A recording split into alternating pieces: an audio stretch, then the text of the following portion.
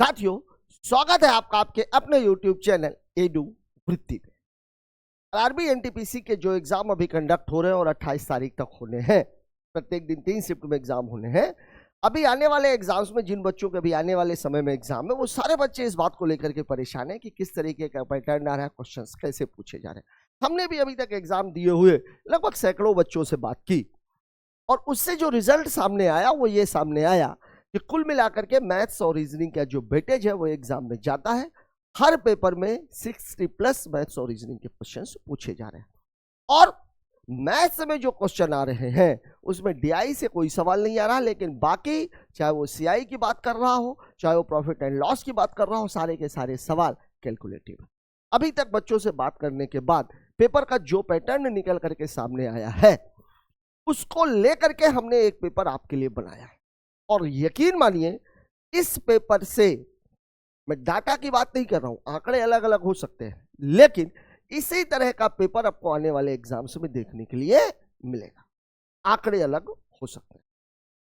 आइए शुरू करते हैं अभी तक के एग्जाम्स के लिए गए प्रश्नों का एनालिसिस, या कह सकते हैं कि आने वाला एक्सपेक्टेड पेपर। ठीक है, पहला सवाल आपकी स्क्रीन पर यह रहा। सवाल आपसे कह रहा है निम्न प्रेक्षणों के बहुलक और माध्य का अंतर ज्ञात कीजिए। माध्य, माध्य को औसत भी बोलते हैं, समांतर माध्य है ये। माध्य का मतलब क्या होता है? जितने भी आंकड़े दिए गए हैं उनका योग बटे जितनी भी संख्या है वो संख्या। अब माध्य निकालने के या औसत निकालने के दो तरीके हैं। अगर डाटा बड़ा है या तो छोटे छोटे, अगर डाटा बड़ा है तो हम क्या करते हैं, एक माध्य मान लेते हैं और फिर उसको ऊपर नीचे करके कितना कम है कितना ज्यादा है उसका एवरेज निकाल करके हम सवाल को लगा देते हैं। लेकिन यहाँ डाटा छोटा तो हमें केवल एक काम ये करना है, सभी को जोड़ना है और जितनी संख्या है उससे भाग देते हैं। अब आप देखिए यहाँ पर कितना है, ये 5 4 9 9 6 15 15 7 22 22 8 30 30 12 42 42 9 51 तो 63 10 73 73 और 5 78 80 और 10 90। एक बार और देख लेते हैं। 5 4 9 6 15 15 7 22 22 8 30 30 10 40 2 42 42 9 51 51 51 और 2 53 10 63 63 5 68 68 2 70 और 10 80 है। 80 है। अभी मैं बात किसकी कर रहा हूं? माध्य। तो माध्य का जो योग है वो कितना है? 80 है। और संख्याएं कितनी है? 3 3 6 3 9 और 1 10 बटे कितना? 10। मतलब माध्य आपका कितना है? अब आपसे और क्या पूछ रहा है? बहुलक। बहुलक क्या होता है? बहुलक नाम से ही जाहिर है बहुत बार, जो सबसे बहुत बार आया है, जो सबसे ज्यादा बार आया है वही बहुलक, जो सबसे ज्यादा बार आया वही बहुलक कहलाता है। अब आप देखिए अगर इस पूरे डाटा को हम देखें तो 12 3 बार है और 5 कितनी बार है? 2 बार है, बाकी सब संख्याएं एक एक बार। ठीक है, तो यहां पर जो बहुलक है, जो सबसे ज्यादा बार आया है वो क्या है? बहुलक। और यहां पर जो बहुलक है वो बहुलक कितना है? 12। अब आपसे पूछ क्या रहा है? डिफरेंस, बहुलक और माध्य का अंतर। तो अंतर कितना हो जाएगा? 12 - 8 बराबर कितना हो जाएगा? 4। और यही आपके सवाल का जवाब है। कितना है? 4 दिया गया किसमें? ऑप्शन नंबर सी में। अगले क्वेश्चन की बात कर लेते हैं। अगला सवाल आपकी स्क्रीन पर ये रहा। सीआई का सवाल है, बहुत ही बढ़िया सवाल दिख रहा है। ब्याज की गणना चक्रवृद्धि आधार पर करने पर चक्रवृद्धि ब्याज पर निवेश एक निश्चित धनराशि 2 वर्ष बाद इतना 56,180 और 3 वर्ष बाद 59,550.8 हो जाती है धनराशि।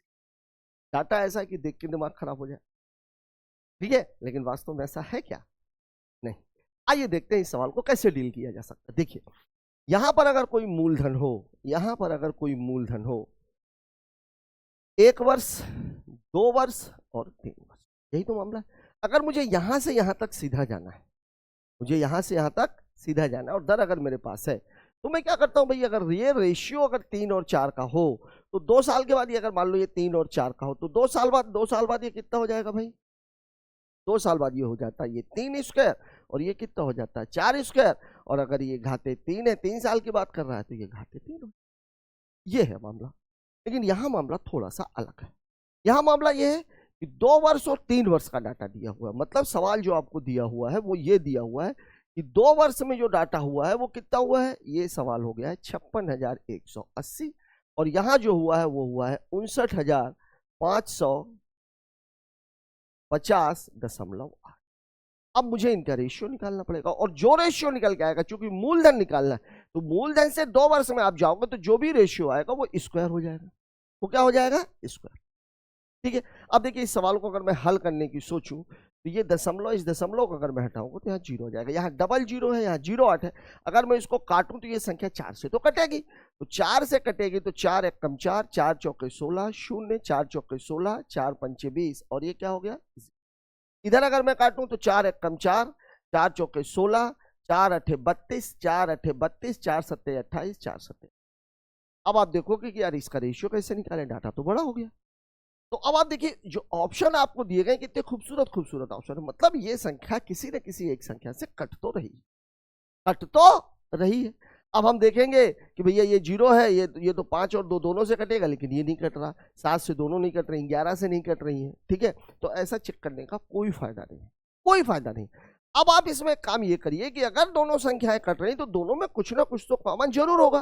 तो जो संख्या इजिली कट जाए पहले आप उसी को उड़ा दो।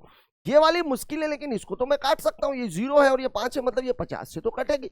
अगर मैं इसको 50 से काटूं, ये 0 0, 5 से अगर आप इसको काटोगे तो 5 दूनी 10, 5 अठे 40, 0 5 9 45, 2809। मतलब ये हुआ कि 2809 से ये भी कट रही है और ये भी कट रही है। और 2809 से अगर मैं इसको काटूंगा तो ये 50 आएगा। यहां कितना आएगा आप कैलकुलेट कर लीजिए। 100% कटेगी, 100% कटेगी। देखिए 2809 से अगर मैं इसको काटूंगा, देखिए कितनी बार जहां भाग जा रहा है? 5 बार। तो 5 9 45, ठीक है, 0, ओ सॉरी, हाँ 5 अठे 40, 0, 5 दूनी 10 और 4 14। देखिए कितना आएगा? ये 2 आएगा, ये 4 आएगा, ये 8 आएगा और ये 7 आएगा। अब देखिए 3 9 27, यहाँ 7 है, यहाँ 9 है, मतलब कितनी बार जाएगा? 3 बार। मतलब इस संख्या को अगर मैं 2809 से अगर मैं इसको काटता हूं, देखिए मैं इसको चेंज किए दे रहा हूं कलर। 2809 से अगर इसको काटा जाएगा तो यहां कितना आएगा? 50। और यहां कितना आएगा? ये सवाल है आपका।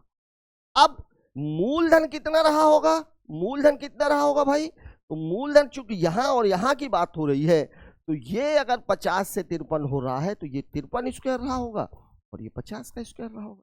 यही तो सवाल कह रहा है कि अगर 2 सालों में ये 2 से तीसरे साल, मतलब 1 साल में ये 50 से 53 हो रही है, तो 2 सालों में ये 50 के स्क्वायर से 53 का स्क्वायर हो जाएगी। अब 50 का स्क्वायर कितना होता है भाई? 2500। और 53 का स्क्वायर कितना होता है भाई? 2809। देखिए ये डाटा कितना खूबसूरत। अब 2809 से अगर मैं इसको काटूं तो आपने 4 से काटा था, 50 से काटा था, ये 0 आपने यहां से लिया था। वास्तव में ये कितनी बार कटेगा? देखिए साफ साफ दिख रहा है। 2 9 18, 2 अट्ठे 16, 2 दूनी 4 और 1 5। इसकी जो वैल्यू है ये किसके बराबर है? 56,180 के बराबर। इसको अगर मैं काटूंगा तो ये कट रहा है। ये कितनी बार कट रहा है? 20 बार। और अगर ये 20 बार कट रहा है तो भैया इसमें आप 20 का गुणा मार दीजिए। तो 25 दूनी 50, 1 0 1 0 1 0 1 0 1 0 1 0, मतलब जो मूलधन था वो कितना था? 50। सवाल में है कुछ नहीं, अगर आपके दिमाग में क्लियर हो तो। कभी भी अगर 2 सालों का चक्रवृद्धि ब्याज दिया जाता है तो आप सीधे सीधे सबसे पहले उनका रेशियो निकाल लीजिए। अब यहीं पर अगर आपसे दर पूछी गई होती तो अब आप देखिए 50 से कितना हो रहा है 1 साल में? 53, मतलब कितने की वृद्धि हो रही है? 3 की। कितने पर? 50 पर। तो दर कितनी है? 3/50 गुणा 100% निकल जाता। ठीक है, लेकिन हमसे दर नहीं पूछा गया, हमसे मूलधन पूछा गया। क्योंकि अगर दर पूछी गई, अब काटते टाइम पे आपको ये बात याद रखनी है, सवालों को सवाल दिया किस फॉर्मेट में है और सवाल पूछ किस फॉर्मेट में रहा है। अब जो दिया हुआ है और जो हमसे पूछा जा रहा है, ये डाटा बिल्कुल क्लियर था। इसीलिए आपको यहाँ पर ये बात भी ध्यान में रखनी थी कि ये डाटा कट रहा, तो कोई तो एक ऐसा डाटा होगा जो इसको भी काटेगा और इसको भी काटेगा। और वो डाटा कौन सा था? 2809। ठीक है, बात करते हैं अगले सवाल की। देखिए अगले सवाल क्या कह रहा है? ABCD एक आयत है जिसमें AB बराबर 10 सेंटीमीटर है, BC बराबर 8 सेंटीमीटर। आयत चतुर्भुज का वो रूप जिसके आमने सामने की भुजाएं क्या होती हैं? बराबर होती हैं और चारों कोण 90 डिग्री के होते हैं। और साथ ही साथ दोनों जो विकर्ण होते हैं वो एक दूसरे को समद्विभाजित। एक कंफ्यूजन यहाँ पर यह है, विकर्ण एक दूसरे को 90 डिग्री पर नहीं काटते। 90 डिग्री पर विकर्ण केवल 2 जगह कटते हैं, एक वर्ग में और एक समचतुर्भुज में। और इसको याद रखने का तरीका क्या है? वर्ग और समचतुर्भुज दोनों की चारों भुजाएं आपस में क्या होती हैं? बराबर। ठीक, तो अब आपको सवाल बोल रहा है, और क्या बोल रहा है? ओ आयत ABCD की तीन भुजाओं. ABCD is a rectangle in which AB is equal to 10 and BC is equal to 8. O is the center of a circle touching the three sides AB, BC and CD of the rectangle ABC. Find the area of the triangle OB. ठीक है, बहुत ही खूबसूरत सवाल. लेकिन ये सवाल आपसे बनेगा तब जब आप इसका फिगर बना पाओ. अगर आप इसका फिगर नहीं बना पाओगे तो ये सवाल आप नहीं लगा पाओगे. देखिए सवाल आपको कह क्या रहा है. सवाल जो आपसे कह रहा है कि भैया एक रेक्टेंगल है ABCD है, ये हमने ले लिया, ये AB है, ये कितना है 10, ठीक है ना, ये BC है, ये कितना है 8. अब अगर ये 10 है तो बट नेचुरल है ये भी 10 होगा, ये तो आयत है. और अगर ये 8 है तो बट नेचुरल है ये भी 8 होगा. ठीक है, अब आप देखिए ये क्या है, A है, ये B है, ये C है और ये क्या है, ये आपको कह रहा है सवाल. अब एक कोई यहां पर वृत्त बना हुआ है जो AB को, BC को और CD को टच कर रहा है, तीनों को टच कर रहा है, तीनों को टच कर रहा है. अब आप खुद इस चीज को देखो कि अगर मैं यहां से कोई सर्किल बनाता हूं, यहां से अगर मैं कोई सर्किल बनाता हूं जो कि इन तीनों को टच कर रहा हो, इन तीनों को टच कर रहा हो, तो ये जो इसका व्यास है, ये जो इसका व्यास है ये 8 सेंटीमीटर का ही तो होगा, 8 का ही तो होगा. व्यास कितने का होगा, 8 का. और अगर ये 8 है तो बट नेचुरल है कि ये भी 8 होगा, ये वाली हिस्सा भी कितने का होगा, 8 का ही होगा, 8 का ही होगा. और अगर इससे जुड़ी हुई अगर मैं कोई एक खींच दूर रेखा तो अब आप खुद देखो कि ये वाला जो हिस्सा है ये कितने का हो गया, 8 का, ये हो गया 8 का. अब ये आपका क्या बन गया, क्या बन गया, वर्ग. और वर्ग का क्षेत्रफल कितना होता है, भुजा का स्क्वायर, मतलब 8 8 64. अब इसको वो बोल रहा है कि ये O है. अब OBC देखिए, इसको मिला दिया और इसको ये मिला दिया उसने. इसी तरीके से आप देखो अगर मैं इनको भी मिला दूं, अगर मैं इनको भी मिला दूं, देखिए अगर मैं इसको भी मिला दूं और इसको भी मिला दूं तो ये टोटल कितने हिस्से में बट रहा है, सॉरी ये टोटल देखिए 1 2 3 और 4, और ये चारों समान हिस्से क्योंकि ये अब क्या बन चुका है, वर्ग. ये क्या बन चुका है, वर्ग. अब वर्ग के चौथे हिस्से का आपसे क्षेत्रफल पूछा जा रहा है. सवाल कुल मिलाकर के ये भाई ये था, अगर ये 8 सेंटीमीटर है, तीन भुजाओं को टच कर रहा, मतलब इसका व्यास 8 है, मतलब इधर भी 8 होगा. अगर एक रेखा में खींच दूं तो ये भी 8 हो गया, ये भी 8 हो गया, मतलब ये वर्ग बन गया. और वर्ग के अंदर क्या बना हुआ है, वृत्त. और उसमें से वो एक त्रिभुज का पूछ रहा है, विकर्ण मैंने मिला दिए, उसमें से वो एक त्रिभुज की माप पूछ रहा. तो सीधी सी बात है ये 4 हिस्सों में बटा हुआ है, तो इसका जो क्षेत्रफल था वो कितना था, 64. 4 हिस्सों में बटा हुआ तो आप 4 का भाग दे दीजिए, उत्तर कितना हो जाएगा, 16. और दिया गया है आपको ऑप्शन नंबर 6. ठीक है, तो जब कभी भी इस तरीके का सवाल आता है, वास्तव में सवाल ज्योमेट्री का है, ठीक है, लेकिन मेंसुरेशन का भी इस्तेमाल है. क्यों, क्योंकि आपको फॉर्मूले यूज करने पड़ रहे हैं, केवल एंगल भर की बात नहीं की गई है, ना उसने रेखा की लंबाई आपसे पूछी है. आपसे सिंपल सा वो ये पूछ रहा है कि एक वृत्त बना हुआ, अगर तीन भुजाओं को वो टच कर रहा है मतलब इसके अंदर है, और अंदर है तो इसकी जो छोटी वाली भुजा है वो 8 है, मतलब ये इसका व्यास 8 है, ये भी 8 है. अगर मैं इसको मिला दूं तो ये पूरा वर्ग बन गया. वर्ग के चौथाई हिस्से का पूछ रहा है, और वर्ग की जो भुजा है वो 8 है, मतलब क्षेत्रफल है 64, और चौथाई हिस्से की बात हो रही है, मतलब बात कितने की हो रही है, 16 की. ठीक है, बात कर लेते हैं अगले सवाल की. अगला क्वेश्चन हमसे क्या कह रहा है, देखिए अगला सवाल है, निम्न व्यंजक को सरल कीजिए. बहुत इजी सा सवाल है, ठीक है, लेकिन इसमें तो आप लोगों ने पढ़ा होगा ना BODMAS.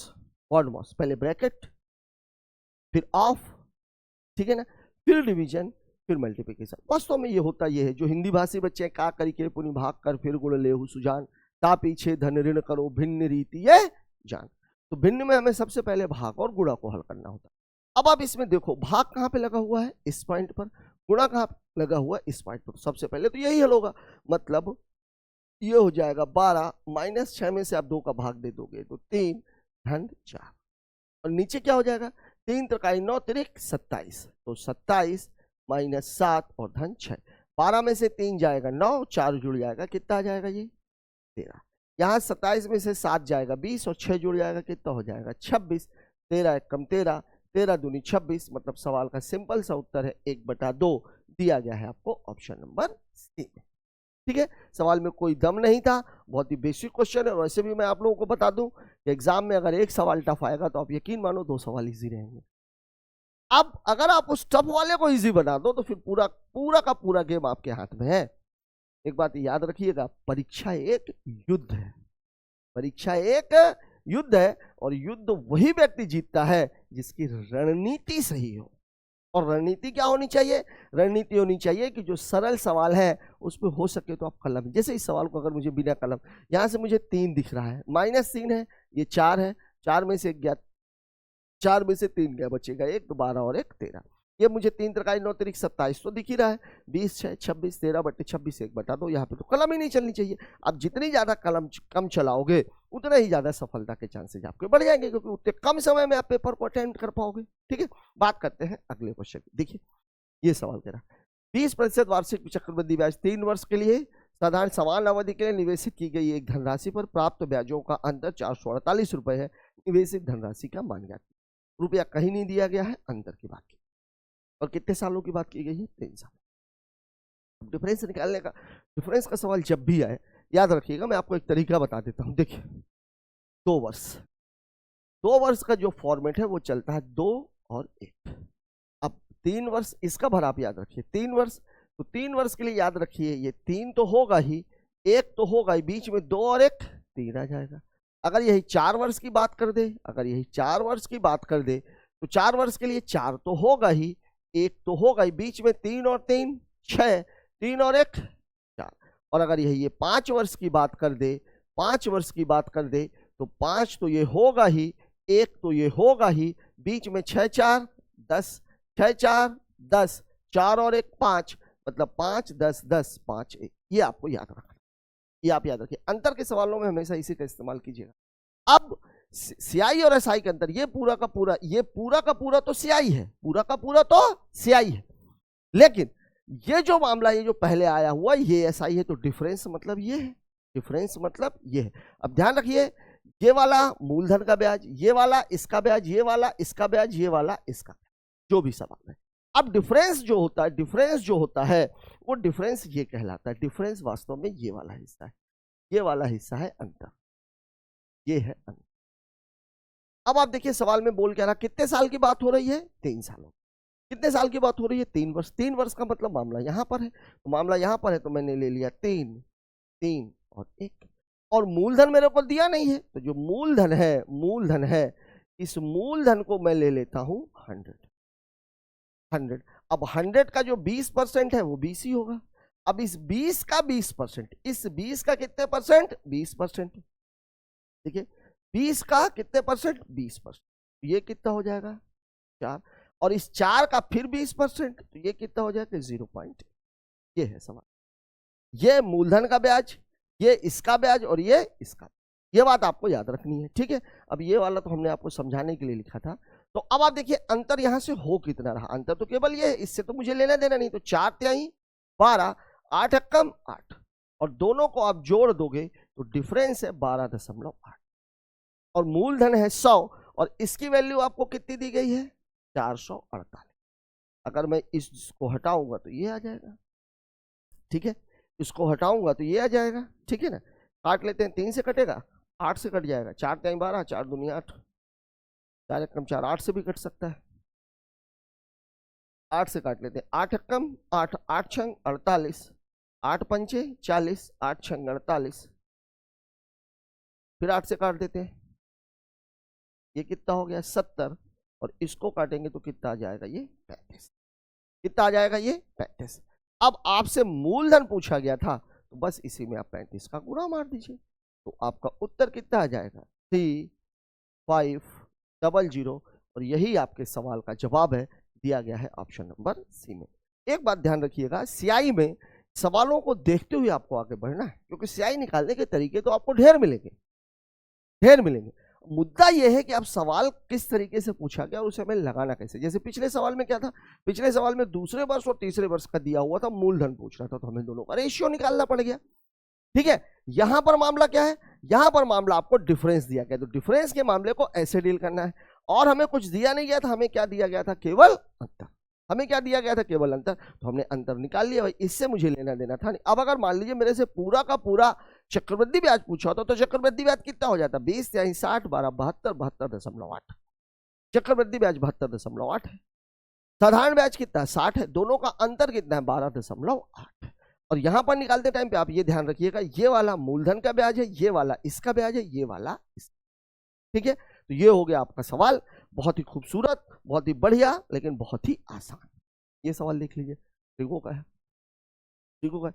जब कभी भी ऐसा सवाल आता है तो बेहतर तरीका, मैं इस पर्टिकुलर सवाल की बात नहीं कर रहा हूं, ठीक है, जब कभी भी ऐसा कोई सवाल आए तो सबसे बेहतर तरीका ये है, अगर वैल्यू की बात कर रहा है और थीटा की वैल्यू 0 डिग्री से ज्यादा और 90 डिग्री से कम है, तो बेहतर यह है कि आप थीटा को 45 डिग्री ले लीजिए।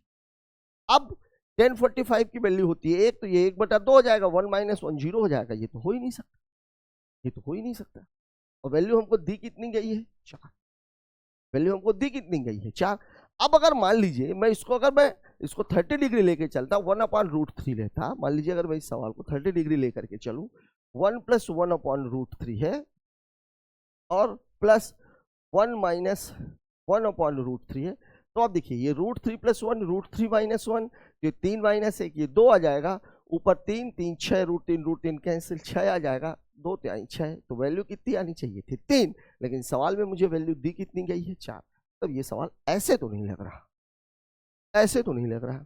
तो मैं एक काम करता हूं इसको 10 के रूप में, लेकिन सवाल में अब आप ये देख लो पूछ क्या रहा है, कासेक स्क्वायर और सेक स्क्वायर दोनों को ही हम किस में बदल सकते हैं? दोनों को हम किस में बदल सकते हैं? 10 में। दोनों को तो हम 10 में बदल सकते हैं, मतलब अगर मुझे 10 स्क्वायर की वैल्यू मिल जाए तो ये सवाल अटेंड किया जा सकता है और बढ़िया तरीके से आ सकता है। अब 10 स्क्वायर करने के लिए मैं डायरेक्ट इस सवाल को लगाता हूं। देखिए देखिए इस सवाल को, यहां से तो ये हो नहीं रहा, तो इसको तो मैं मिटा देता हूं, ये आपको समझाने के लिए मैंने लिखा था। देखिए अगर इस सवाल को हम लगाएंगे तो देखिए कितना है ये, 1 + tan थीटा, और ये कितना है? 1 - 10। ठीक है, ऊपर क्या आ जाएगा? ये ऊपर आ जाएगा 1 - tan थीटा और प्लस 1 + tan थीटा। देखिए tan थीटा और tan थीटा कैंसिल है, इसकी वैल्यू कितनी है? 4। ठीक, अब यहां से आपके पास कितना बचा? 2। 2 बराबर इसका जब आप करोगे तो 1 - tan square,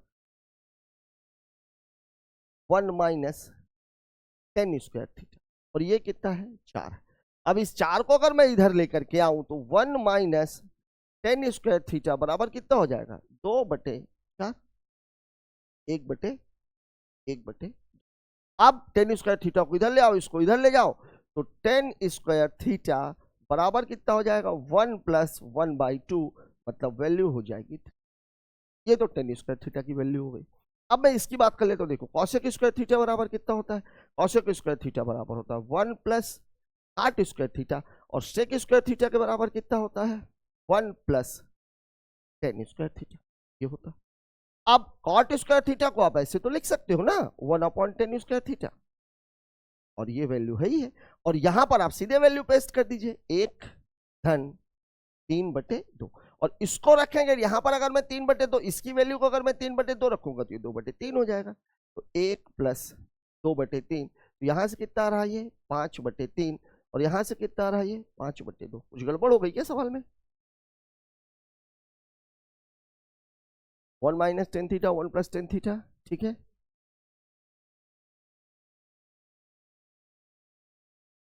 1 - tan square theta,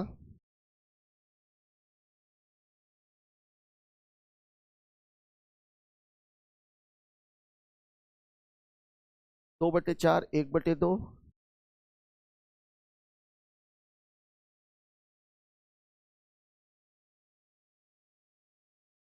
ओहो हो। इसको मैंने प्लस कर दिया। देखिए ये जब इधर जाएगा प्लस होगा तो इधर जाएगा तो माइनस हो जाएगा, तो 1 - 1/2, मतलब वैल्यू हो जाएगी 1/2।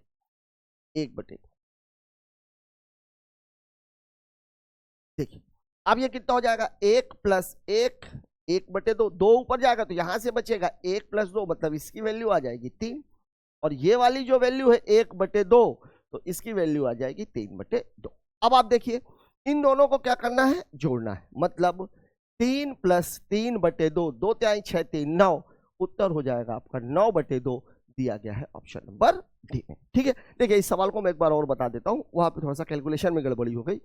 अगर इस सवाल को अगर कोई और फॉर्मेट होता, अगर ये 4 को संतुष्ट कर रहा होता, अगर मान लीजिए यहाँ पर 3 होता, तो मैं थीटा की वैल्यू 30 डिग्री रख देता, और यहाँ पे सीधे थीटा की वैल्यू 30 डिग्री रखता, मान रखता और आंसर निकाल देता। लेकिन ये मामला नहीं, 4 आ रहा है, और 4 थीटा की किसी भी वैल्यू में टेन थीटा की चाहे 30 डिग्री हो, चाहे 45 डिग्री हो, चाहे 60 डिग्री हो, तीनों को संतुष्ट नहीं कर रहा, क्योंकि वैल्यू आप 3 ही ले सकते हैं। वजह यह है कि थीटा की वैल्यू 0 डिग्री से ज़्यादा होनी चाहिए और 90 डिग्री से कम होनी चाहिए। तो अब मैं क्या करूंगा, मैं सीधे सवाल को ही हल कर देता हूं। सवाल को जब मैंने हल किया तो टेन स्क्वायर थीटा की वैल्यू आ गई 1/2। अब देखिए कासेक स्क्वायर थीटा बराबर ये होता है, टेन स्क्वायर थीटा की मैंने वैल्यू पुट कर दी।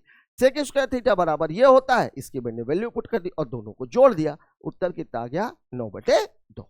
ठीक है, बात करते हैं अगले क्वेश्चन की। अगला सवाल मुझसे क्या करा है, एक व्यक्ति किसी एक निश्चित दूरी को एक निश्चित चाल से तय करता है।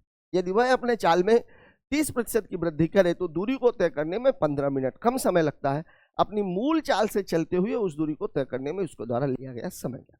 यहाँ पर एक बात ध्यान रखिएगा, अगर दूरी समान है या दूरी निश्चित है तो चाल और समय का जो अनुपात है वो एक दूसरे का उल्टा होता है। देखिए दूरी बराबर होता क्या है, दूरी बराबर होता है चाल गुणे समय। अब आप देखिए इसको मैं समझा देता हूं। जैसे दूरी मान लीजिए 12 है, तो ये 2 गुणे 6 भी लिख सकते हो आप और 3 गुणे 4 भी लिख सकते हो आप, अगर ये 12 ही 12 है। अब आप देखिए मैं इसकी बात करूं चाल का, तो चाल का जो अनुपात है, चाल का जो अनुपात है वो कितना है, 2 और 3 का। अब आप देखिए समय का अनुपात क्या है, समय का अनुपात है 6 और 4 का। अगर आप इसका रेशियो निकालोगे तो 3 और 2 का। मतलब अगर दूरी समान है तो चाल और समय का जो रेशियो है वो एक दूसरे का अपोजिट, एक दूसरे का उल्टा होता है। और यहां सवाल में ही बोल दिया निश्चित दूरी, सवाल में ही बोल दिया निश्चित दूरी। तो जब दूरी निश्चित है तो समय और चाल का जो अनुपात है वो एक दूसरे का अपोजिट होना चाहिए। मतलब यहां देखिए अपनी चाल में 30% की वृद्धि करता है, ये हो गया चाल। चलिए इसको ब्लैक से ले लेते हैं। ठीक है, देखिए चाल की बात कर रहा है। चाल पहले कितनी थी, 100 थी, 30 की वृद्धि हो गई तो 130 हो गई। मतलब रेशियो कितने का है, 10 और 13 का। तो जो समय है, समय का रेशियो कितना होना चाहिए, इसका जस्ट अपोजिट। ये 10-13 का रेशियो है तो ये होना चाहिए 13 और 10। ठीक है, अब आप देखिए दूरी को तय करने में 15 मिनट कम समय लगता। देखिए यहाँ उसको 13 लग रहा था, यहाँ 10 लग रहा था। इन दोनों का डिफरेंस मुझे दिख रहा है 3 और 3 की वैल्यू दी गई है 15 मिनट। मतलब 1 बराबर कितना हो जाएगा, 5 मिनट। यही तो सवाल है। अब आपसे पूछ रहा है उसके द्वारा लिया गया अपनी मूल चाल, मूल चाल उसकी ये है, ये तो बढ़ने के बाद वाली चाल है। मूल चाल उसकी ये, तो मूल चाल से जो उस समय था वो कितना था, 13। तो जब 1 की वैल्यू 5 मिनट है तो 13 की वैल्यू 13 गुणे 5 मतलब कितना हो जाएगा, 65 मिनट। यही तो होगा 65 मिनट। ले लीजिए 65 मिनट। ठीक है, अब 65 मिनट देखिए दिया है क्या, 1 घंटा 10 मिनट 60 10 70 नहीं, 1 घंटा 12 मिनट 60 12 72 नहीं, 1 घंटा नहीं, 1 घंटा 5 मिनट। ये आपका उत्तर है। क्यों, क्योंकि 65 मिनट को आप 1 घंटा 5 मिनट तो लिख ही सकते हो। मैं आप लोगों को एक बात बता दूं, सच बात यह है कि दूरी, चाल, दूरी और समय से रिलेटेड सवाल, टाइम, डिस्टेंस एंड स्पीड जो है, इस बेस पर 70% सवाल हल हो जाते हैं। 70% सवाल केवल इस एक फंडे पे चलते हैं कि अगर दूरी समान है तो चाल और समय का अनुपात एक दूसरे का उल्टा होगा ही होगा। ठीक है, चाल और समय का अनुपात एक दूसरे का उल्टा होगा। बात करते हैं अगले क्वेश्चन की। देखिए ये सवाल क्या कर रहा है, फाइंड द HCF ऑफ 245, 175 और 385। देखिए HCF जब भी निकालना होता है तो गुणनखंड करने की बजाय आप घटाने के बेस पे आगे बढ़ो, घटा घटा करके निकालो। सवाल में आपको जो डाटा दिया हुआ है वो दिया हुआ है, तो मैं बढ़ते क्रम में लिख लेता हूं। पहले है 175, फिर है 245 और फिर है 385। अब आप देखिए इन दोनों का डिफरेंस कितना, घटाएंगे तो कितना आ जाएगा, 70। इन दोनों का डिफरेंस कितना, घटाएंगे तो कितना आ जाएगा, 140। और इन दोनों का डिफरेंस घटाएंगे तो कितना आ जाएगा, 70। मतलब एक चीज तो कंफर्म हो गई कि जो HCF है या तो वो 70 है और या तो 70 से छोटा है और उसका गुणनखंड है। अब इसका जो गुणनखंड है वो होगा क्या भाई, 70 का जो गुणनखंड है वो कितना हो जाएगा, 7 गुणे 2 गुणे 5। अब आप देखिए 5 से तो ये सारी संख्याएं कटेंगी, मतलब 5 तो HCF में रहेगा ही रहेगा। 2 से कोई भी नहीं कट रही, 2 नहीं रहेगा। 7 से देखिए 7 दूनी 14, 7 पन्ना 35, 7 तरीके की 7 पन्ना 35, 7 पन्ना 35, 7 पन्ना 35, मतलब 7 भी रहेगा। तो इसका जो HCF है वो कितना हो जाएगा, HCF हो जाएगा इसका 7 गुणे 5, मतलब इसका जो HCF रहेगा वो हो जाएगा 35। दिया गया है ऑप्शन नंबर बी में। तो याद रखिएगा जब कभी भी आपको HCF निकालने की बारी है, अगर बहुत छोटी संख्या है उनकी बात छोड़ दी जाए, जरा से भी अगर बड़ी संख्या है तो HCF निकालने के लिए आप हमेशा घटाना विधि का यूज कीजिए। क्यों? क्योंकि दो संख्याओं के योग में भी, अंतर में भी, संख्याओं में भी सभी जगह HCF उपस्थित रहता है। ठीक है, बात करते हैं अगले क्वेश्चन की। अगला क्वेश्चन हमसे क्या कह रहा है? AB and CD are parallel tangents to a circle with a center O. Points P and Q lie in the AB और CD केंद्र O वाले वृत्त की समांतर स्पर्श रेखाएं हैं। बिंदु P और Q AB और CD पर, AB और CD क्या है? स्पर्श रेखाएं। AB और CD पर इस प्रकार स्थित है कि PQ वृत्त को R पर स्पर्श करता है। कोण POQ का मान ज्ञात। देखिए, जब कभी भी ऐसा सवाल आएगा, ज्योमेट्री से रिलेटेड क्वेश्चन है, आपको फिगर तो बनाना ही पड़ेगा। अब देखिए सवाल क्या कह रहा है? AB और CD O वाले वृत्त, पहले मैं वृत्त बना लेता हूं भैया, ये इसका केंद्र O है और यहाँ पर एक वृत्त बना हुआ है मान लीजिए। ठीक है, ये थोड़ा ऊपर हो गया यहाँ पर। ठीक है, अब यहाँ पर ये बोल रहा है कि दो रेखाएं हैं, स्पर्श रेखाएं। स्पर्श रेखाएं हैं मतलब इसको छूते हुए निकलेंगी। तो ये हो गया AB और यहाँ पर एक स्पर्श रेखा है, बिल्कुल इसके समांतर जा रही है, मतलब दोनों बिल्कुल सीधी सीधी है, मेरी थोड़ी सी टेढ़ी बन रही है, ये सीधी। अब इस पर ये बोल रहा है P और Q AB और CD पर इस प्रकार स्थित है कि PQ की वृत्त को R पर स्पर्श करे। मतलब यहां पर तो दो बिंदु होंगे ही और साथ ही साथ वो इसको स्पर्श भी करने चाहिए। तो ठीक है, मैं एक काम करता हूं, इसको स्पर्श, इस सवाल को ऐसे भी बोल सकता था कि एक तीसरी स्पर्श रेखा है जो AB और CD को PQ पर काट रही है। अब आपसे बोल कह रहा है कोण POQ, मतलब वो जो बात कर रहा है वो बात कर रहा है इसकी बात। ठीक है, अब आपको ये बात पता है कि वृत्त की स्पर्श रेखा के द्वारा केंद्र पर बनाया हुआ कोण कितना होता है? 90 डिग्री। अब देखिए क्यों होता है ये भी समझ लीजिए। देखिए, अगर मान लीजिए मैं यहां से इसको खींच दूं और यहां से अगर मैं इसको खींच दूं, ये वाला जो कोण है ये हमेशा कितना डिग्री होता है? 90 डिग्री। ये हमेशा कितना होता है? 90 डिग्री। ठीक है, और यहां पर ये वाला हिस्सा जो है, ये वाला जो हिस्सा है, ये भी 90 रहेगा और ये वाला हिस्सा ये भी 90 रहेगा। और ये जो रेखा है ये इन दोनों को बराबर बराबर, अगर ये θ1 है तो ये भी θ1 होगी और ये अगर θ2 है तो ये भी θ2 होगी। और इन दोनों का जो सम है ये वाला ये हमेशा कितना होगा? 90 डिग्री। क्यों? क्योंकि यहाँ पर आप देखो ये 90 डिग्री है, ये भी 90 डिग्री है, ये पूरा का पूरा 90 डिग्री है, ये पूरा का पूरा 90 डिग्री है और ये रेखा इसको समद्विभाजित कर रही है। मतलब क्या कर रही है? 45 डिग्री पे काट रही है। तो आप एक बात अपने दिमाग में बैठा लीजिए, वृत्त की स्पर्श रेखा के द्वारा वृत्त के केंद्र पर जो डाला गया कोण है वो हमेशा कितना होता है? 90 डिग्री। ठीक है ना? बात कर लेते हैं अगले क्वेश्चन की। ये सवाल देख लीजिए, क्या बोल रहा है? 30 संख्याओं का औसत 55 है। 30 संख्याओं का औसत, पहली 15 संख्याओं का औसत 51 है, अंतिम 12 संख्याओं का औसत 56 है। 15 और 12 27 संख्याएं हो गई। संख्याएं कितनी थी पहले? 30, मतलब 3 बची हुई है। तो 68, 74 और शेष 3 संख्याओं का औसत कितना? देखिए, औसत का मतलब होता है बराबर का बंटवारा। अगर वो बोल रहा है कि 30 संख्याओं का औसत 55 है, मतलब हम ये मान करके चल रहे हैं कि सभी का मान 55 है। सभी का मान कितना है? 55 है। ये आपको अपने दिमाग में बैठा लेना है। औसत का मतलब ही होता है बराबर का बंटवारा। तो अगर औसत 55 है मतलब सभी संख्याएं 55 है, सभी संख्याएं 55 है। अब आप देखो सवाल में आपको बोल रहा है 30 संख्याओं का जो औसत है, 30 संख्याओं का जो औसत है ये कितना है? 55 है। 30 संख्याओं का औसत कितना है? 55 है। ये आपको दिया गया है। अब आप देखिए सवाल में आपको ये कह रहा है पहले 15 संख्याओं का औसत 51 है। देखिए 55 और 55 से कितना हो गया? 51, 4 बच गई। 4 आपने 15 संख्याओं से बचा लिया ना भाई। 55 देना था, आपने उसको 51 दिया, तो 4 रुपए आपके पास बच गए। 4 रुपए आपके पास बच गए। तो ये जो 15 संख्याएं हैं, ये जो 15 संख्याएं हैं, इनका जो औसत है ये कितना है? 51। तो 15 संख्याओं का औसत 51 है, मतलब 4 जो आपने बचाया, तो 15 गुणे 4 मतलब आपके पास कितने रुपए अभी बच गए हैं? 60 रुपए। 60 रुपए आपके पास जेब में है अभी। 60 आपके पास कितने हैं? जेब में है। ठीक है, फिर बोल रहा है 12 संख्याओं का औसत 56 है। ठीक है, तो जो 12 संख्याएं हैं, 12 संख्याओं का औसत कितना है? 56 है। भैया देना 55 था, लेकिन हमने दे कितना दिया? 56 दे दिया। 1 रुपए ज्यादा दे। एक एक रुपए क्या कर दिया, ज्यादा दे दिया। तो यहां पर जो ज्यादा हमने दिया वो कितना दिया, 12 गुणे 1 मतलब कितना हो गया, 12। तो ये 12 रुपए मेरी जेब से और निकल गए। तो ये भैया अब मेरे पास जेब में कितने रुपए एक्स्ट्रा बचे हुए हैं, 55, 48। ये 48 रुपए मेरे पास बचे हुए हैं। अब आदमी कितने बचे हुए हैं, 3। उन तीनों को 55 55 देना है। 48 मेरे पास है, दो संख्याएं 68 और 74 और। अभी कहानी क्या थी, 55 55 देना था 30 लोगों को, मैंने 15 लोगों को 51 दिया, मेरे पास 4 रुपए बच गए। तो 15 लोगों से मैंने 4 बचाए, तो मेरे पास आ गए 60 रुपए।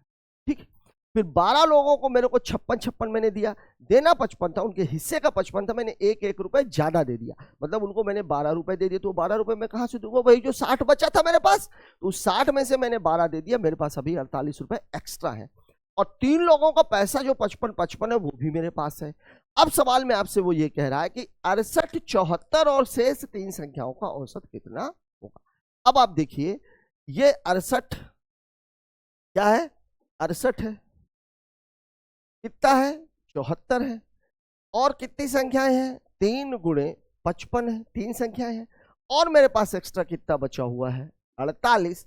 और टोटल संख्याएं 2 ये 3 ये, तो अब ये कितनी हो गई है, 5। ये आपको निकालना, ये है आपका सवाल, ये है आपका सवाल। अगर आप इसको कैलकुलेट करते बैठोगे कि आप इसको कर दो 30 गुणे 55, ठीक है, फिर 15 गुणे 51, ठीक है, 12 गुणे 56, इन दोनों को जोड़ दो और 30 गुणे 55 में से घटा दो, ये बेसिक हो जाएगा। ये तो बेसिक सवाल हो गया, तब आपको ये डाटा मिलेगा। अब आप देख लीजिए, इस सवाल को सीधे सीधे लगा दीजिए। देखिए ये हो गया 165। अब मैं जोड़ूंगा, 8 4 12, 5 17, 17 और 8 25, 5 हासिल आई 2, 6 2 8, 8 7 15, 15 16 31, 31 4 35 बटे 5, तो 5 7 35, 5 एकम 5, उत्तर हो जाएगा 71। इसको और इजी कर सकते थे, मैंने बताया इसलिए नहीं। देखिए 55 था, 55 था। यहाँ कितना ज्यादा है, ये 13। यहाँ कितना ज्यादा है, 19। 19 और 13 कितना हो गया, 32। और मेरे पास एक्स्ट्रा कितना बचा हुआ है, 48। 48 और 32 कितना हो गया, 90। 48 और 32 कितना हो गया, 90 ही तो हुआ। और कितने लोगों में बांटना है, 5 लोगों, 5 ही लोग तो है। देखिए 55 और 13, 13 ये ज्यादा है, 19 ये ज्यादा है, तो 13 और 19 कितना हो गया, 32 हुआ। जो ज्यादा है उसकी बात कर रहा हूं मैं, 32। और ये कितना है, 48, तो 32 8 40, 40 और 40 कितना हो गया, 80। और ये 80 रुपए मुझे 5 लोगों में बराबर बराबर बांट देने। तो कितना बांट दिया मैंने, 16 पंचे 80, 16 रुपए ज्यादा दे दिया। तो 55 पहले से था, 16 बाद में दे दिया, तो 55 6 61 और 10 71। ये भी कर सकते थे, यहां पर मैंने थोड़ा सा आपको इसलिए कर दिया कि आपके दिमाग में ये बात क्लियर है कि एक संख्या 68 है, एक 74 है, 55 55 3 लोगों को देना है, और 48 रुपए मेरे पास और है। ये कुल मिलाकर के मेरा जो औसत है वो कितना आ जाएगा, 71 दिया गया है ऑप्शन नंबर बी में। अगले सवाल की बात कर लेते हैं। देखिए सवाल आपको बोल रहा है, the ratio of the mark price and the cost price of an article is 5:3 if the selling price of the article is ₹3024 and the shopkeeper gives 2 successive discounts of 16% and 20% on it, then what is the profit or loss? किसी वस्तु के अंकित मूल्य और क्रय मूल्य का अनुपात 5:3 है, वस्तु का विक्रय मूल्य 3024 रुपए है, दुकानदार इस पर 16% और 20% की 2 क्रमिक छूटें देता है, तो लाभ या हानि क्या, ये सवाल है। अब आप देखिए जो बिजनेस होता है वो होता कैसे, पहले इस बात को देखिए। एक दुकानदार जाता है, वो सामान खरीद करके लाता है, मान लीजिए उसने 100 रुपए में सामान खरीदा। अब क्या करता है, हमारी खासतौर से हम लोग हैं, या स्पेशली अगर मैं महिलाओं की बात करूं, छूट में उन्हें बड़ा मजा आता है। आप देखो कहीं बड़ा सा लंबा सा डिस्काउंट लिख दो, ठीक है, तो डिस्काउंट आप जैसे ही लिखोगे वहां पर जो है महिलाओं की भीड़ टूट पड़ती है, छूट होता कुछ नहीं। अब वो बंदा क्या करता है, जो दुकानदार है, वो 100 रुपए के सामान पर लिख देता है, भैया ये 150 रुपए का है। अब आप गए तो वो बोला ठीक है 20% डिस्काउंट, 20% डिस्काउंट, तो 150 रुपए में 20% डिस्काउंट, 30 रुपए का उसने डिस्काउंट दे दिया, 120 में आपको माल चिपका दिया, खुद 20% लाभ कमा लिया। तो अब कहानी शुरू कहां से हुई, कहानी पहले रहती है सीपी, फिर आती है एमपी, फिर आती है एसपी, और इन दोनों के बीच का जो डिफरेंस है वो होता है प्रॉफिट और लॉस। ये कहानी, एमपी हमेशा बीच में है। छूट किस पर मिलेगी, छूट हमेशा अंकित मूल्य पर दी जाती है। लाभ और हानि किस पर होता है, लाभ और हानि हमेशा क्रय मूल्य पर। ये बात आपको याद रखनी, ठीक है। अब देखिए रेशियो दिया गया है, सवाल में आपको जो कह रहा है सवाल आपको ये कह रहा है कि भैया सवाल मार्क प्राइस और कॉस्ट प्राइस के बीच में जो रेशियो है वो 5:3 है। रेशियो है, आप अपनी सुविधा के हिसाब से इसको 50 भी बांध सकते हैं, 50-30 भी कर सकते हैं, 500-300 भी कर सकते हैं, 5000-3000 भी कर सकते हैं। अनुपात 5:3 ही रहने वाला। अब सवाल को हमें डील कैसे करना है? सवाल में बोल रहा है कि दुकानदार इस पर 16% और 20% की दो क्रमिक छूटें दे रहा है, 2 क्रमिक छूटें दे रहा है मार्क प्राइस पर। अब देखिए 16% का मतलब होता है, 16% का जो मतलब होता है वो कितना होता है भाई? 4/, ठीक है। 20% का जो मतलब होता है वो होता है 1/, यही तो कहानी। अब 25 के माल पे 4 छूट दिया, इसका मतलब ये हो गया कि सामान कितने का हो गया? सामान हो गया 21/25 का, और यहाँ पे कितने का हो गया? 4/5 का। मतलब मामला हो गया 21/25 गुणे 4/5, मतलब 84/1। माल कितने का था? 125 का, बेचा कितने में गया है? 84 रुपये। माल कितने का था? 125। क्या माल?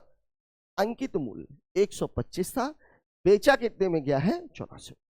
विक्रय मूल्य की बात नहीं हो रही है, ठीक है। और यहां पर जो अंकित मूल्य है वो कितना दिख रहा है मुझे? 50। अब आप चाहो तो इसी के हिसाब से आप कैलकुलेट कर सकते हो, ठीक है। अगर मैं इसको 25-25 के हिसाब से देखूं, यहां देखो आप कितना है? 500 है। एक काम करता हूं, मैं इसमें 500 का गुणा मार देता हूं। ये कितना हो जाएगा? 5 5 चौके 20, 5 अठे 40 और 2 4 बार ना जाएगा, मैं भी क्या गड़बड़ कर, 4 बार ही जाएगा ना। 125 चौके, तो 4 चौके 16, 4 अठे 32, 16, 4 अठे 32 और 1 33। अब मैंने कितना लिया है आपको? 500। मतलब ये 500 है और ये कितना है? 300। मतलब अंकित मूल्य था 500 और क्रय मूल्य कितना है? 300।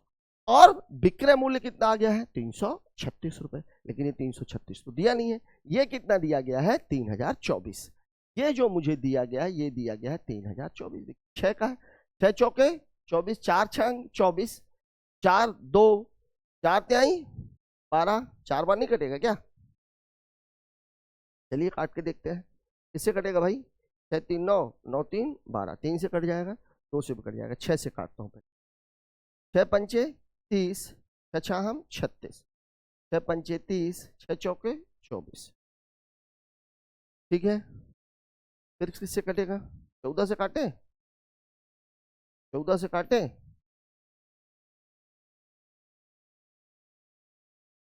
9 बार, 9 छक्का 14। हाँ ये कट तो रहा है, एक और ये कितना हो गया?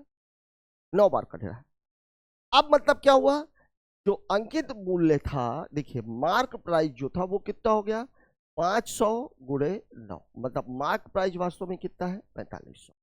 जो सीपी था वो आपने लिया 300 गुणे 9, मतलब ये कितना हो गया? 2700 रुपया। और जो सेलिंग प्राइस था वो कितना है भाई? 3024। यही तो है 3024। अब आप खुद ही देख लो 3024। अब आप खुद देखो इन दोनों के बीच का जो डिफरेंस है वो कितना है? 324 रुपए। और हो क्या रहा है? प्रॉफिट दिया गया है आपको ऑप्शन नंबर सी में। यहां आप खुद ही एक चीज को देखो, 125 का सामान था, 84 रुपए में बेचा गया, 84 रुपए में बेचा। अंकित मूल्य ये किसका रेशियो है? ये सेलिंग प्राइस है और ये मार्क प्राइस है। अब इसी का मैंने रेशियो निकाल लिया भाई, इसका रेशियो निकाल लिया तो ये आ गया 336। अब आप देखो इसको, अगर आप देखोगे तो ये 500 है, ये मार्क प्राइस है। सेलिंग प्राइस इसकी कितनी हो गई? सेलिंग प्राइस हो गई 336। और कॉस्ट प्राइस इसकी कितनी हो गई? तो कॉस्ट प्राइस हो गई इसकी। अब 336 जो है वो किसके बराबर है? 3024 के बराबर। आप इसको अगर छोटा करना चाहो तो इन दोनों के बीच का अंतर कितना है? 36। अब आप देखो इसको काटेंगे तो ये कितना आ रहा है? 9।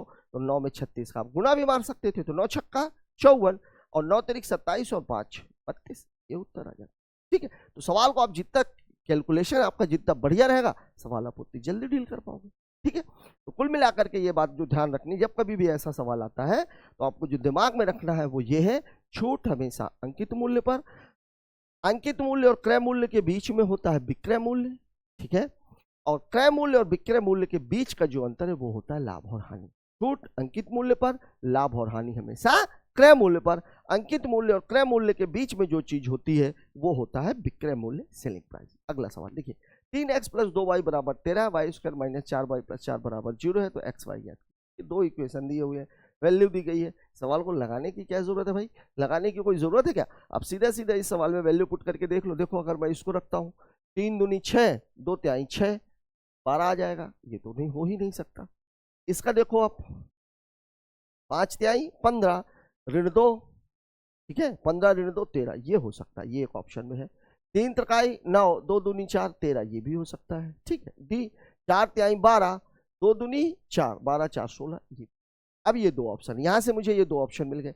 इसकी जगह पे आप रखो पचम 25, पचम 25 ऋण 1 रखेंगे तो ये 4 हो जाएगा, तो 25 4 29, 29 प्लस 4 बराबर 33, मतलब ये भी नहीं हो सकता, तो बचा क्या? सी। और इसको आप रख के भी देख लो, 3 त्रिकाई 9, 4 दूनी 8, 3 त्रिकाई 9, 4 दूनी 8, 9 में से 8 गया, देखिए ये मैं आपको बोल रहा हूं Y square minus 4y plus 4 बराबर, एक तो ये था, और ये था 3x प्लस 2y बराबर कितना है 13।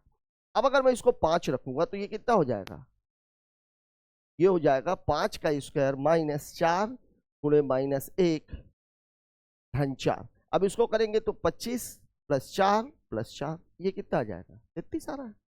ये तो मेरा उत्तर हो ही नहीं सकता, यही उत्तर होगा। अब इसको अगर आप वैल्यू पुट करना चाहो तो आप पुट करके देख लो, Y square minus 4y plus 4 बराबर 0, वाई की वैल्यू को 3 रख दीजिए, वाई की वैल्यू को 3, ठीक है। क्या पूछ रहा है, अच्छा 3 ही 3 है, वाई वाई है ना, तो वाई की वैल्यू को 2, 2 दूनी 4, 4 में से 4 दूनी 8, 4 4 8, 2 दूनी 4, ठीक 0 आ जाएगा। देखिए इसको रख दीजिए, 2 का स्क्वायर, यहाँ ये नहीं था एक्चुअली, y की वैल्यू थी, y की वैल्यू यहाँ ऋण 1 थी, तो ऋण 1 का स्क्वायर ऋण 4 गुणे ऋण 1, और धन कितना है 4, तो ये कितना आ जाता धन 1, 4 चौके 16 और 4, वैल्यू कितनी आ जाती 20। आपको दी कितनी गई है 0। इसको आप रखोगे 2 का स्क्वायर माइनस 4 गुणे 2 धन 4। अभी देखिए 4 माइनस 8 धन 4, 4 4 8 और 8 0। तो आप इस सवाल को चेक करने के चक्कर में मत पड़ना। सीधी सी बात है कि मैंने पहले चेक किया तो मुझे 2 ऑप्शन मिल गए, और इन दोनों ऑप्शनों में से एक ऑप्शन मैंने चेक किया तो वो गलत हो गया।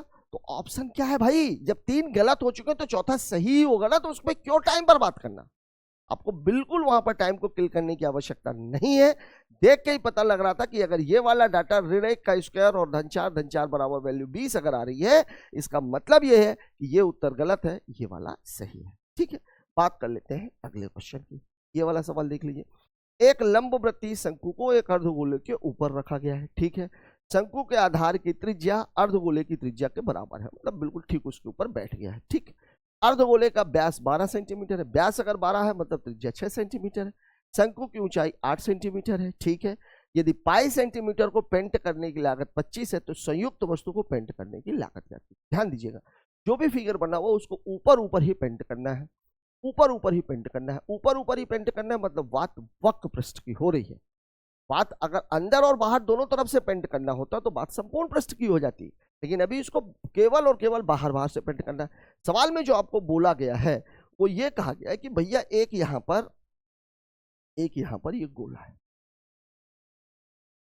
ठीक है, शंकु, और एक यहां पर 8 सेंटीमीटर का, ये ऐसा, ये 8 सेंटीमीटर का, और इसकी त्रिज्या दोनों की समान है। यहां पर एक शंकु, ठीक है। त्रिज्या कितनी दी गई है, अर्धगोले का व्यास 12, मतलब ये कितना है 6 सेंटीमीटर। फिर आपको क्या कह रहा है, व्यास शंकु की ऊंचाई 8 सेंटीमीटर है, पाई सेंटीमीटर को पेंट करने की लागत 25 है, तो संयुक्त वस्तु। अब आपको जो पेंट करना है भाई, वो पेंट करना कहाँ है, ऐसे ही तो पेंट करोगे ना आप, ये वाला हिस्सा, ये वाला हिस्सा, ये वाला हिस्सा, इसको तो पेंट करोगे, अंदर तो आप पेंट कर नहीं सकते। और अर्धगोला और इन दोनों की चूंकि वो बराबर है, व्यास बराबर है, तो दोनों बिल्कुल एक दूसरे के फिट बैठ जाएंगे। ये एक तरह से खिलौना हो गया, बच्चों को आपने देखा होगा ऐसे ऐसे हिलाते हुए, ठीक है। अब देखिए, लेकिन हमें डील अलग अलग करना है। अब आप खुद देखो, ये शंकु है और ये गोला है, तो अब आप देखो कि शंकु का जो वक्र पृष्ठ का क्षेत्रफल है, शंकु का वक्र पृष्ठ का जो क्षेत्रफल है, ये कितना होता है पाई आर, ये त्रिज्या है, ये तिर्यक ऊंचाई। और अर्धगोला, चूंकि ये अर्धगोला है, तो अर्धगोले का वक्र पृष्ठ का क्षेत्रफल, अर्धगोले का जो वक्र पृष्ठ का क्षेत्रफल है वो कितना होता है 2πr। ये आपका डाटा, ये आपका डाटा। अब आर आपको दिया गया। यहाँ एक चीज उसने जरूर अच्छी कर दी है कि पाई सेंटीमीटर की लागत 25 है, नहीं तो हमें पाई को भी कैलकुलेट करना पड़ता। अब जो कुल वक्र पृष्ठ का क्षेत्रफल हो गया वो हो गया pi R L plus 2πr square. यही तो हुआ। तो मैं एक काम करता हूं, पाई को बाहर ले लेता हूं, पाई को मैं बाहर ले लेता हूं, तो यहां से बचेगा आर एल प्लस 2r। यही कहानी है। और पाई की लागत कितनी दे दी गई है उसने 25, मतलब पाई की वैल्यू 25। ये सवाल। अब इसमें आपके पास आर भी है, आर दोनों का है, लेकिन यल हमारे पास नहीं है, तिर्यक ऊंचाई नहीं, ये वाली ऊंचाई नहीं है। यही तो है तिर्यक ऊंचाई, ये वाला हिस्सा तो तिर्यक ऊंचाई है ना भाई। ये जो हिस्सा है, ये वाला हिस्सा, यही तो एल है, और ये मेरे पास नहीं है, ये मेरे पास नहीं। अब आप देखिए ये 6 है, ये 8 है। जिन लोगों ने भी ट्रिपलेट पढ़ा होगा, अगर ये 6 और ये 8 है तो बट नेचुरल है, ये कितनी होगी 10। 6 8 है तो कितनी होगी 10।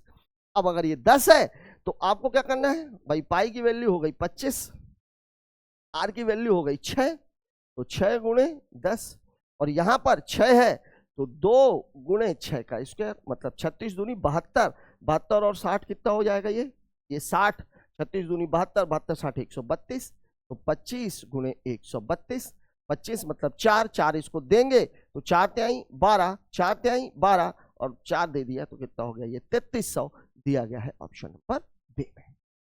ठीक है, सवाल में कुछ नहीं। यहां जो गुणा करने का ये तरीका भी मैं आपको बता दूं, 25 को 4 की जरूरत होती है। 25 से गुणा करना मतलब 4 से भाग देना। 132 से मैंने 4 का भाग दिया तो 4 तिहाई 12, 4 तिहाई 12 आ गया, तो 25 जब 4 को दिया था तो 2 0 मिल गया। 25 का गुणा माने 4 का भाग, 25 का भाग माने 4 का गुणा, बस ये याद रखना है। ठीक है, सवाल में कुछ भी नहीं है, बहुत ही सिंपल सा सवाल है, और इस सवाल के लिए आपको फिगर भी बनाने की जरूरत नहीं। हाँ, फिगर आपको अपने दिमाग में जरूर बनाना पड़ेगा। हाँ, अगर दिमाग में फिगर ना बन पाए तो आप चित्र जरूर बना लीजिए, इससे क्लियर हो जाएगा कि आपका चित्र जो है कह क्या रहा है। इस सवाल में कहीं पर भी अंदर से पेंट करने की बात नहीं की गई है, इसलिए संपूर्ण पृष्ठ का क्षेत्रफल निकालने की आवश्यकता नहीं है। ठीक है, बात कर लेते हैं अगले क्वेश्चन की। अगला सवाल हमसे क्या कह रहा है, 5000 की कुल धनराशि में से दानिश एक भाग को 12%, शेष भाग को 10%। यदि 2 वर्षों में दानिश को प्राप्त हुआ ब्याज 1072 रुपए हो तो दानिश 12% की ब्याज दर पर कितनी धनराशि निवेशित। सवाल कहाँ का है, सवाल कहाँ का है, पिक्चर का। ठीक है, एक धनराशि उसको 2 अलग अलग हिस्सों में बांट दिया।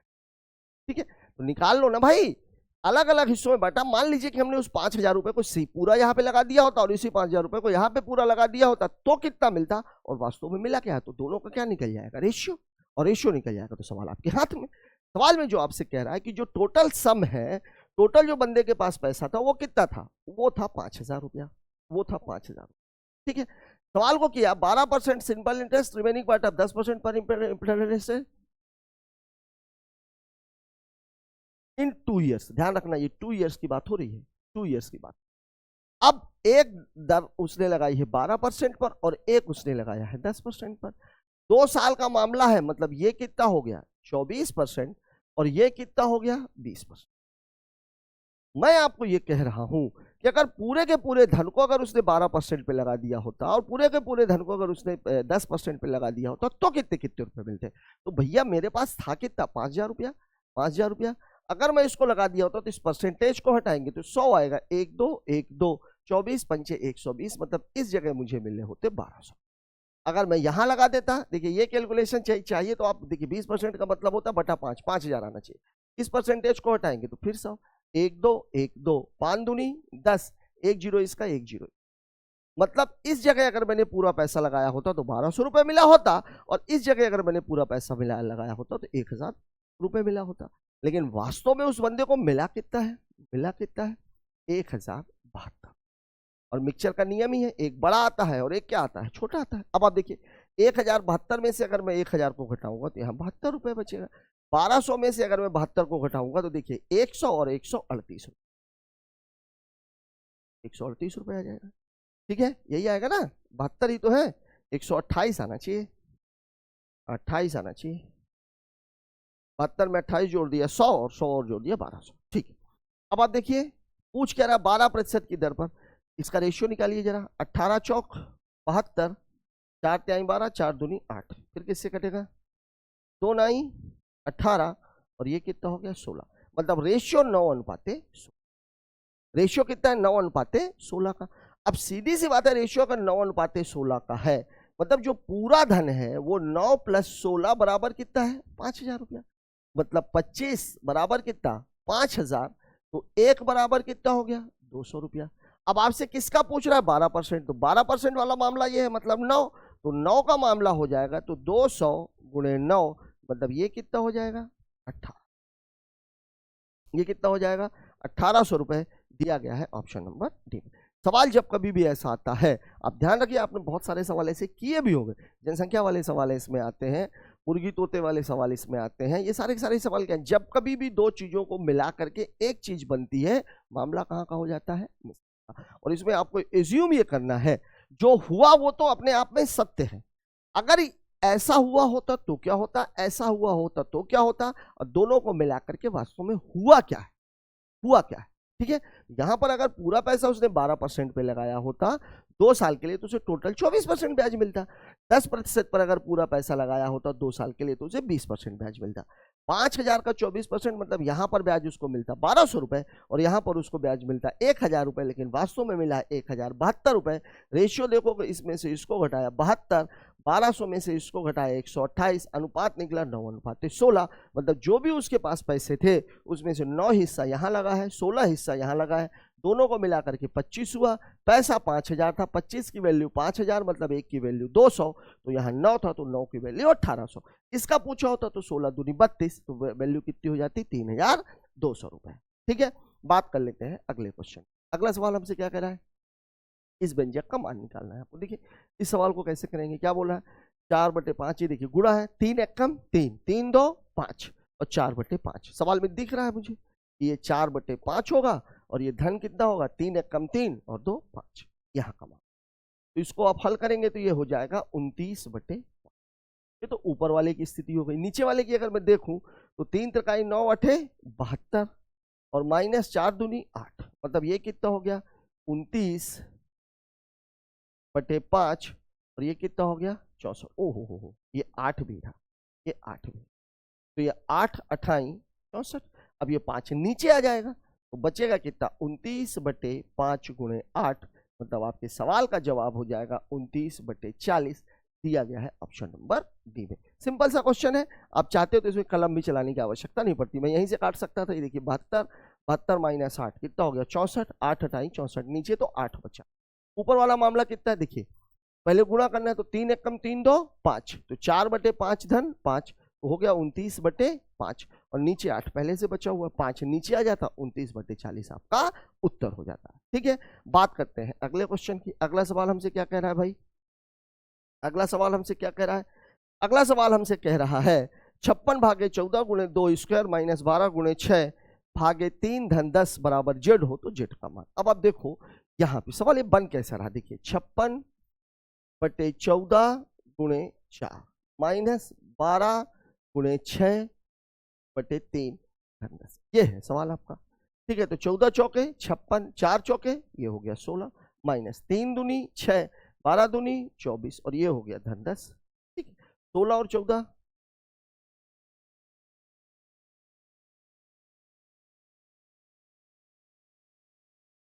4 चौक 16, ठीक है, 3 दूनी 6, 12 दूनी 24, 16 -24 तो 16 10 26, 26 में से 24 गया, उत्तर आ गया 2, दिया गया है ऑप्शन नंबर सी में।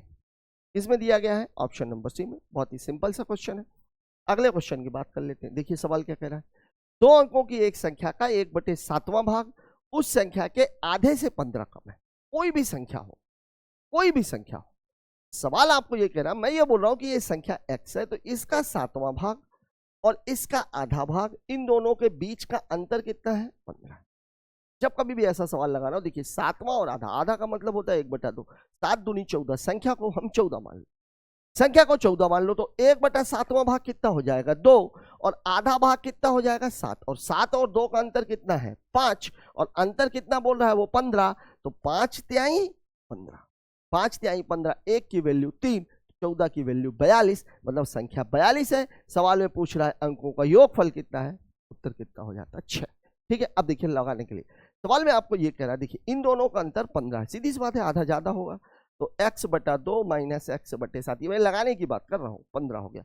7x, ये 2x, और ये 7 दूनी 14, इधर चला जाएगा 15 गुने। अब आप देखिए 7x और 2x कितना हो गया, 5x बराबर 15 गुने 14, तो 5 तिहाई 15, मतलब x की वैल्यू कितनी है, 42।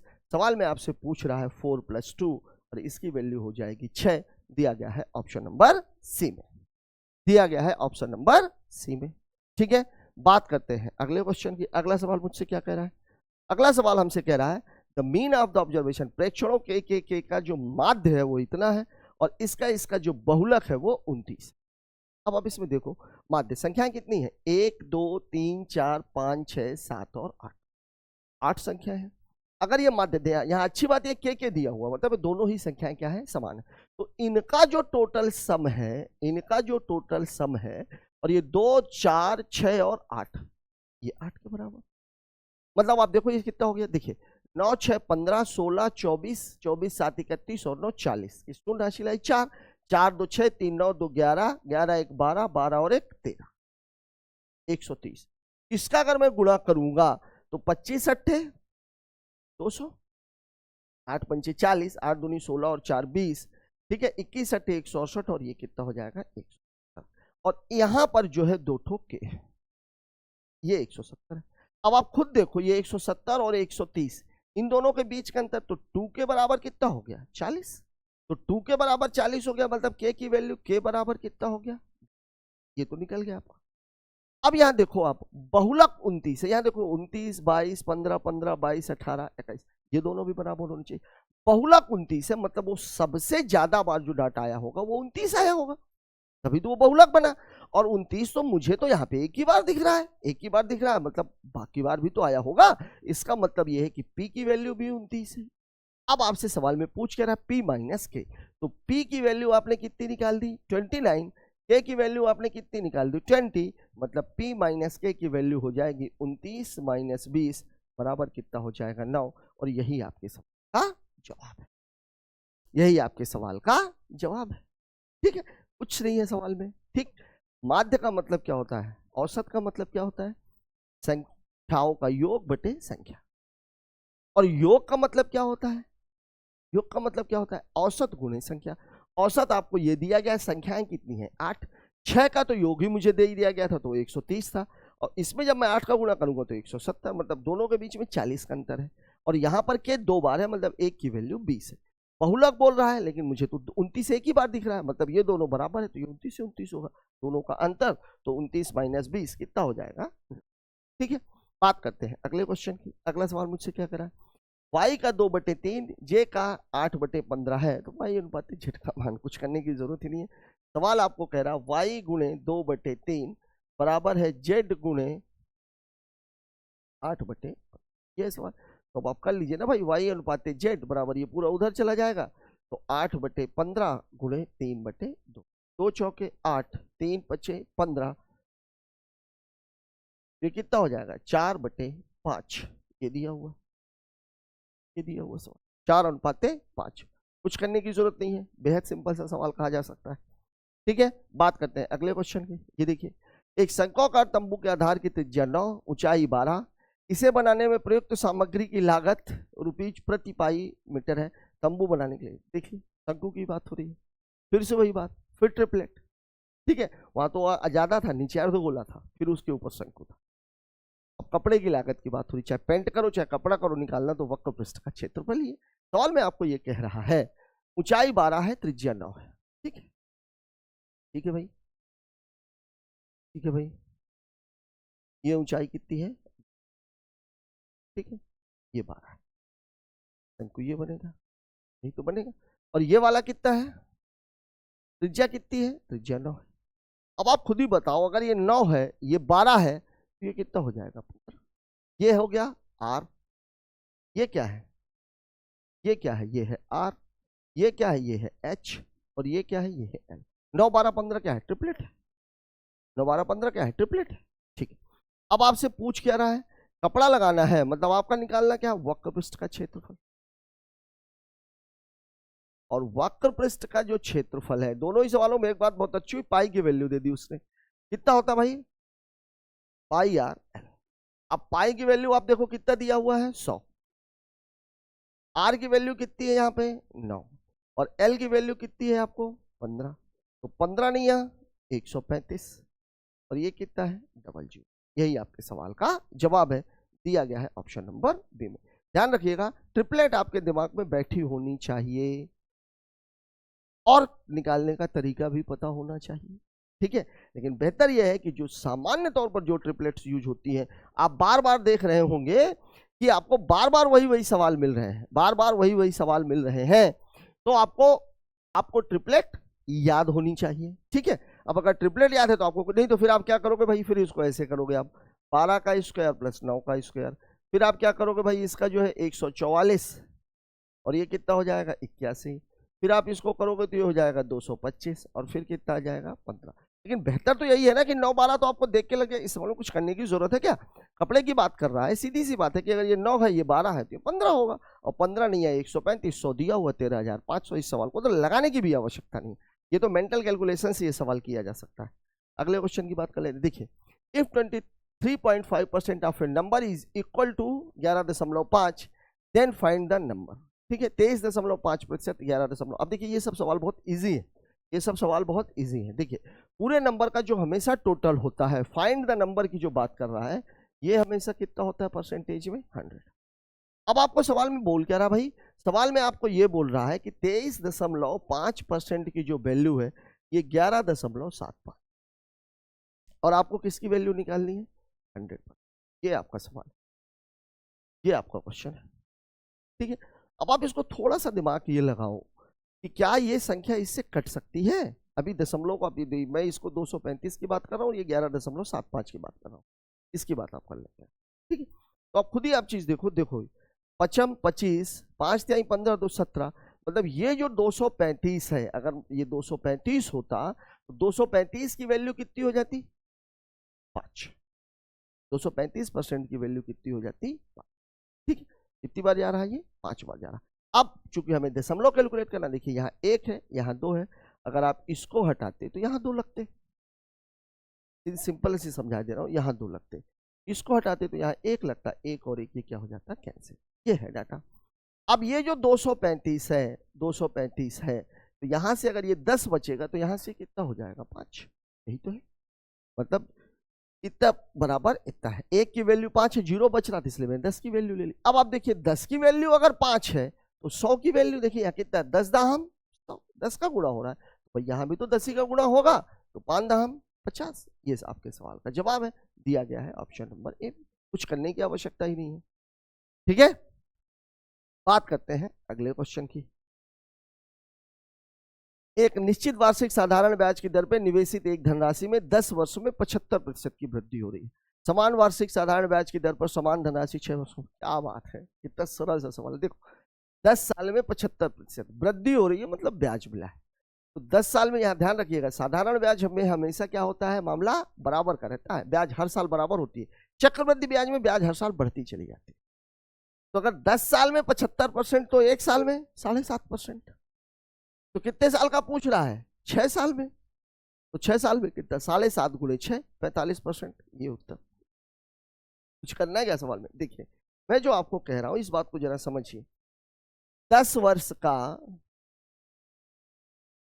एसआई कितना है 75%, तो 1 वर्ष का जो एसआई है वो कितना हो जाएगा 75/10, मतलब ये कितना हो गया 7.5%। तो आपसे पूछ कितने का रहा है 6 वर्ष का, तो कितना हो जाएगा 7.5 गुणे 6, 6 पंचे 30, 6 सते 42 और 3 45, 45%, ये आपके सवाल, ठीक है। एसआई में ये बात ध्यान रखनी है कि एसआई में जो ब्याज होता है वो हर साल बराबर होता है, ठीक है। बात करते हैं अगले क्वेश्चन की, देख लीजिए क्या बोल रहा है। दिए गए विकल्पों में से कौन सा वह लगभग निकटतम मान है जो निम्नलिखित समीकरण में प्रश्न चिन्ह के स्थान पर आएगा। क्या बात है, क्या बात है, सवाल किसका है बैंकिंग का, ये बैंकिंग का क्वेश्चन है। बैंकिंग में निकटतम मान के सवाल आते हैं, अप्रॉक्सीमेट वैल्यू, लगभग मान निकालना होता है।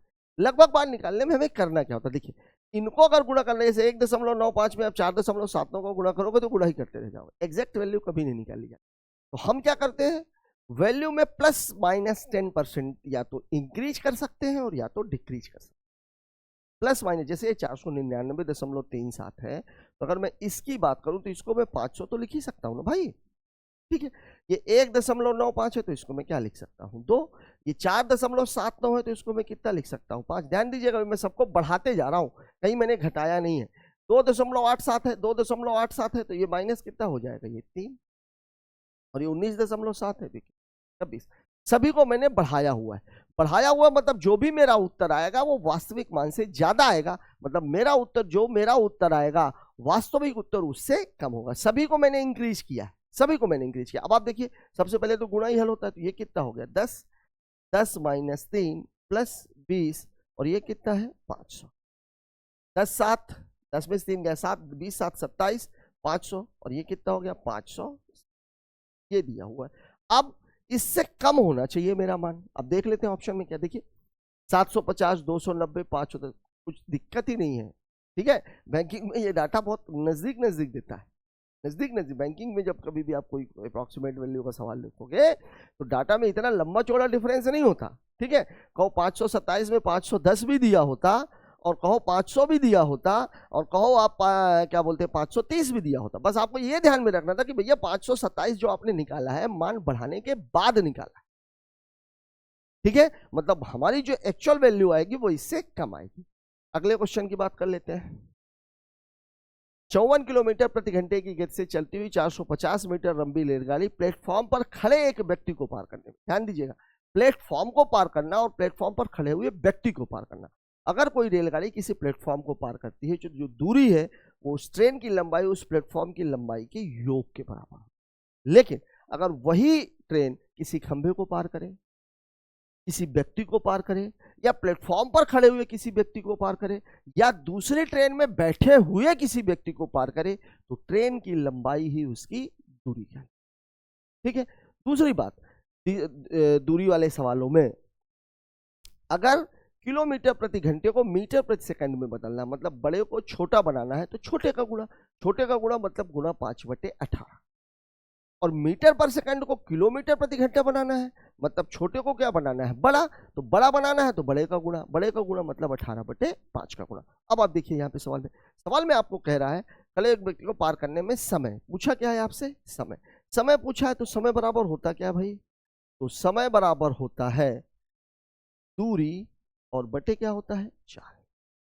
अब आप देखिए, अब मैंने अभी बताया व्यक्ति को पार कर रही है तो दूरी क्या हो जाएगी, दूरी तो ट्रेन की लंबाई ही हो जाएगी। तो ट्रेन की लंबाई कितनी है, ट्रेन की लंबाई है कितना दिया हुआ है 450।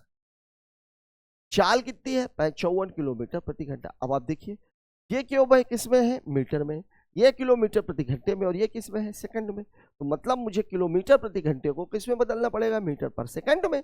और बड़े को अगर छोटा बनाना है तो छोटे का गुणा, छोटे का गुणा मतलब मैं इसमें कितने का गुणा कर दूंगा 5/18। अब आप देख लीजिए 18 तिहाई 54, 5 तिहाई 15, 15 तिया 45, उत्तर हो जाएगा 30 सेकंड। दिया गया है ऑप्शन नंबर। सवाल में कुछ भी नहीं है, बहुत ही बेसिक सवाल है टाइम डिस्टेंस एंड स्पीड का। बात करते हैं अगले क्वेश्चन की।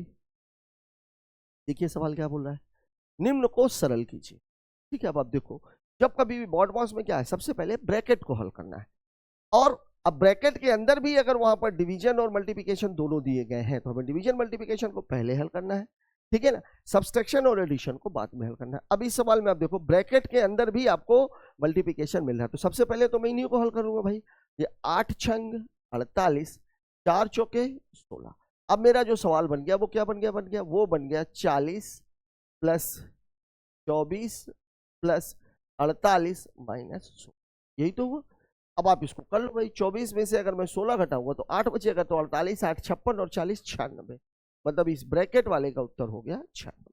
अब मैंने आगे पीछे कुछ देखा भी नहीं था। अब आप देखिए ये कितना है 172 - 4 × 96 और प्लस 206, तो 4 छाग 24, 4 नहीं 36 और 2 38, ये माइनस में है, और ये 172 है, और ये 206 है। अब इसको आप जोड़ोगे 2 1 3 72 6 78, मतलब -384 और प्लस 378। देखिए इन दोनों के बीच का अंतर कितने का है 6 का, लेकिन माइनस वाला बड़ा है इसलिए उत्तर क्या आ जाएगा -6। दिया गया है ऑप्शन नंबर पेपर। ठीक है, बहुत ही सिंपल सा सवाल है।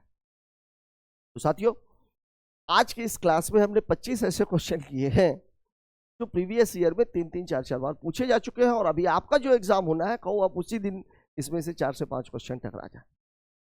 इसमें आपने क्या देखा, सवालों में होता कुछ नहीं है, केवल हम उसके डाटा को देख करके डर जाते हैं। तो इस डर को अपने मन से निकालिए, सवालों को कैसे कैलकुलेट करना है, कैसे डील करना है, हमसे सीखिए और अपनी सफलता को सुनिश्चित कीजिए। आज का ये वीडियो आपको कैसा लगा कमेंट बॉक्स में जरूर बताएं। मिलते हैं फिर एक और नए वीडियो के साथ, तब तक के लिए